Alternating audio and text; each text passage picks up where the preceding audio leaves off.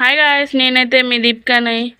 ఈరోజు అయితే నేను టమాటా కర్రీ అయితే చేస్తున్నాను. టమాటోస్ అయితే కట్ చేసుకోవాలి, గ్రీన్ చిల్లీ కూడా కట్ చేసుకోవాలి ఫ్రెండ్స్, ఆనియన్స్ కూడా కట్ చేసుకోవాలి, కర్రీ లీవ్స్ కూడా కొన్ని తీసేసుకోవాలి ఫ్రెండ్స్.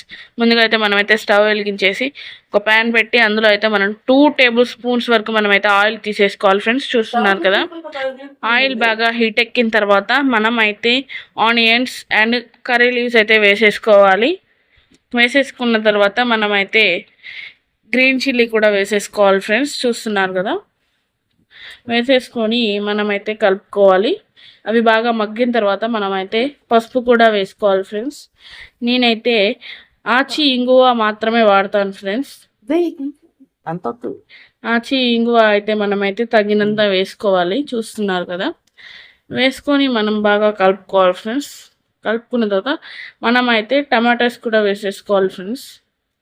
టమాటాస్ కూడా వేసేసుకోవాలి. మనం టమాటాస్ వేసుకున్న తర్వాత మనం తగినంత ఉప్పు కూడా వేసేసుకోవాలి ఫ్రెండ్స్.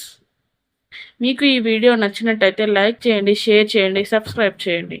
టమాటాస్ వేసుకున్న తర్వాత మనమైతే ఒకసారి కలుపుకొని ఒక 10 మినిట్స్ వదిలేయాలి ఫ్రెండ్స్. తర్వాత అదైతే బాగా మగ్గుతుంది ఫ్రెండ్స్. మగ్గిన తర్వాత మనమైతే ఒకసారి చెక్ చేసేసుకోవాలి. తర్వాత మనమైతే రెడ్ చిల్లీ పౌడర్ అయితే కావాల్సినంత వేసుకోండి. మేమైతే బాగా ఎక్కువ తింటాం. చూస్తున్నారు కదా, వేసుకున్న తర్వాత మనం మంచిగా మిక్స్ చేసుకోవాలి.